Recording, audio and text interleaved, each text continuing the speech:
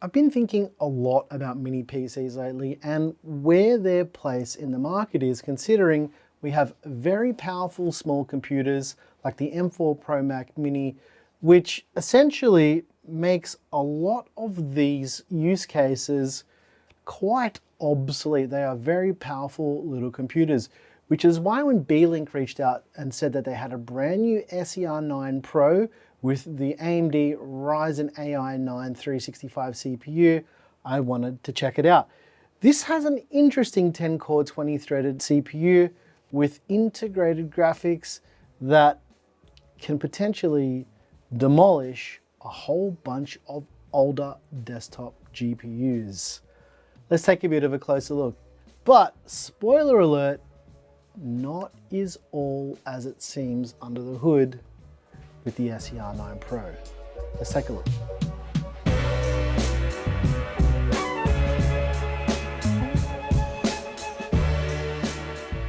Let's not dance around the fact that this is an expensive bit of kit for what it is, because if you're interested in the Beelink SER9 Pro at the time of filming in this configuration here, with 32 gigs of RAM and a 1TB M.2, you're looking at spending around about $949 US, or I'm going to say around 1,500 Aussie dollars at the time of filming this video. There are plenty of options out there on the market for mini PCs, and as mentioned, the M4 Pro Mac Mini is a very compelling buy if you're looking at a system for productivity and for content creation, whereas this one can do it, but let's take a look inside so I can show you what the biggest hurdle in buying this would be for someone like me or an enthusiast. And it might surprise you. To get inside, we've got to flip her over and we've got to remove these 4 rubber grommets. We just want to stab them and lift them up, and it reveals 4 screws. This is exactly the same as the SER8 that we checked out last year, and there'll be a link to that video down in the description. But internally, there is a few differences. All right, let's pull those screws out. Then to remove the bottom panel, you'll notice there's a little rubber flap, and you just pull that, and you can lift that away from the mini PC. The first thing you're probably noticing is there is a difference here. The SER9 Pro has internal speakers.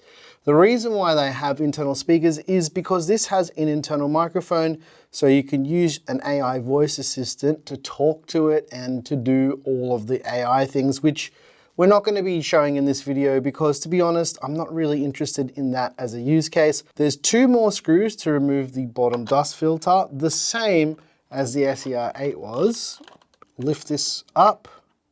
The speakers are attached. You can disconnect the ribbon cable for the speakers here as well, but we'll just leave that on for now. This is something I mentioned with the SER8, is the fact that it is quite unusual to have 2 2280 M.2 slots in a mini PC. But again, the reason why this is possible is because of the size of the enclosure. To get access to the drives, we need to remove these 2 screws, and there's a bit of tape that holds the heat sink so it pops open more like a flap rather than it completely coming away. There's a single 1TB NVMe M.2 drive installed in this SER9 Pro. The keynote out there will notice the one thing that is missing with the SER9 Pro, and that is SODIMM slots to expand the memory. I'm not sure why they removed the SODIMM slots, maybe because it's cheaper to manufacture it with the RAM soldered to the board, but this is a very Apple move, and you can see that they used this speaker module here to fill in the space where the slots would have been, because this is the same enclosure as the SER8.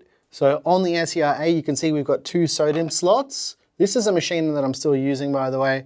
And then on this one, there's none because the memory is soldered to the motherboard. I don't like this.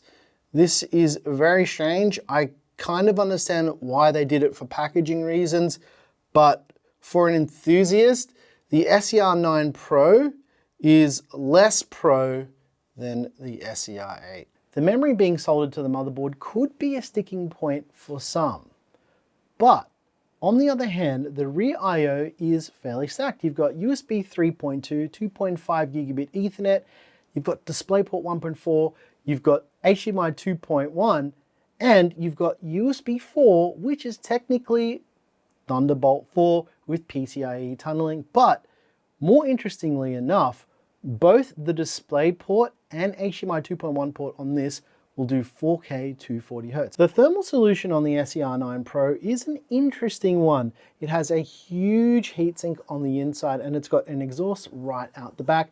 The intake for the SER9 Pro is on the bottom. In fact, this is the same thermal design that we saw on the SER8, and again, you can check that video out down below in the description. I thought Final Fantasy VII Rebirth may be a good indicator of what the gaming performance is like. Well, this is going to be one of a few tests, but this is in Costa del Sol. This is a very highly populated area in the game, and this will give you an idea of what the GPU in this is capable of, considering there is quite a lot going on here, especially with these NPCs. They take up quite a lot of resources, and we're hovering around about 30 frames per second. This is on medium to high settings with some render scaling. The render scaling has a range from about 33% to 100%. So it'll change the render scaling based on what's happening on screen as well. This is also with VRR, or the variable refresh rate, enabled as well. And I gotta say, like, this performance for a game like this isn't too bad, considering if you play this on PS5 in the high fidelity graphics mode, you'll get the same frame rate here. In fact, this has no frame dips. This is hovering around 31 to 32. You can see that the GPU usage is pretty much pinned, and like I said, the performance here is quite good. The only issue with this part of the game is this is where I'm up to in my playthrough, and I've got no weapons, so yeah. No battling happening at the moment, but you can get an idea of what the performance will look like. It does scale quite well in battle sequences as well. The frame rate doesn't really dip below 30 FPS anyway. Here we've got one of the most optimized titles for an AMD APU ever made. This is Forza Horizon 5 with the medium preset, and the only thing I changed here is the particle effects quality. I set that to medium, it was set to low. So I'll just show you what this looks like when you're playing. I'm just using a mouse and a keyboard just to give you an idea of what this looks like. And already look at the frame rate. It's in the 80s. This is 1440p medium settings on an APU. This is incredible performance. We saw performance like this with the SER8 as well, but the SER9 Pro is slightly faster overall. It does have that 8800M, which, to be honest, isn't much different, but yeah, it is slightly faster. The frame dips here are minimal. There's no lag at all. The only lag that you're seeing now is input lag, because I'm playing this through a capture card. So there's a tiny bit of input delay through the capture card, and I'm using a keyboard. So not an optimized title for a keyboard. Wow. Way to crash your car here, mate. I also ran a series of tests with the built-in benchmark in Forza Horizon 5 at a few different resolutions and different quality presets to give you guys a bit of an idea of what that performance would look like. All right, here we have Call of Duty Black Ops 6. You can see the settings that I'm using for this here.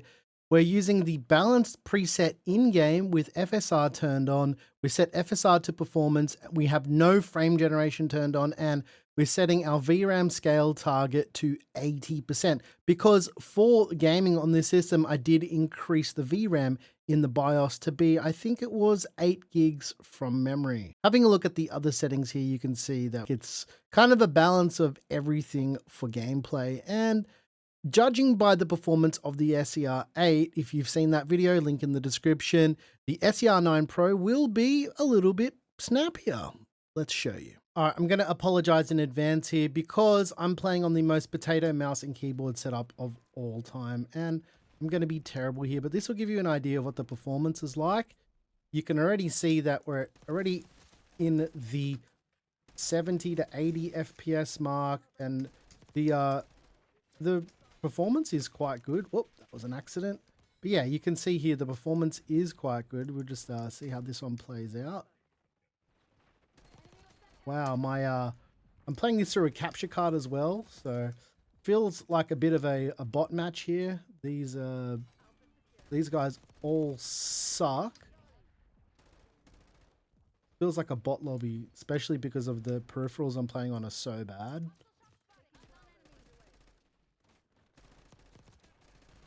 Yeah, these feel like bots for sure. But yeah, you can see the frame rate counter in the top right. It's quite good. How are these people so bad? I've got a 5.5 KD at the start of the match and I'm not even really playing. In Black Ops 6, I also ran the built-in benchmark to give you an idea of what the performance looks like at 1080p and 1440p, as shown with the gameplay. That was all at 1440p. As we're seeing here, the performance isn't too bad for the SER9 Pro. As for power consumption, at idle, the Ryzen AI 9 365 pulled about 5 watts at idle, and over an hour in our stress test pulled around about 53 watts in the system. Now, this is not how much the system will pull from the wall, but how much power is being pulled at the socket. As for the thermals in the system, I measured the CPU core, the CPU T-die, and the GPU temperature. And as you can see, the thermals here are not too bad, all while remaining dead quiet. This system does not make a sound. I repeat, it is quiet, which is kind of why I'm not talking about acoustics here at all, because there's nothing really to report. I guess some of the takeaways from the SER9 Pro is that because the memory is not expandable, it doesn't necessarily mean that it's a bad product. Apple's been doing it for years, and we're kind of seeing stuff like this trickle down into PCs as well. A lot of laptops are soldering the memory to their motherboards now too, and the fact that we're starting to see this in mini PCs should be no surprise to you. Although it is weird, and I'm used to typically putting extra memory in my mini PCs, the fact that it's soldered to the motherboard, I don't think it is a deal breaker, other than if you were wanting to use this for a home lab and stuff heaps of memory into it, that may be your only hurdle. But as a productivity machine or a light gaming machine, I think this is a very compelling product.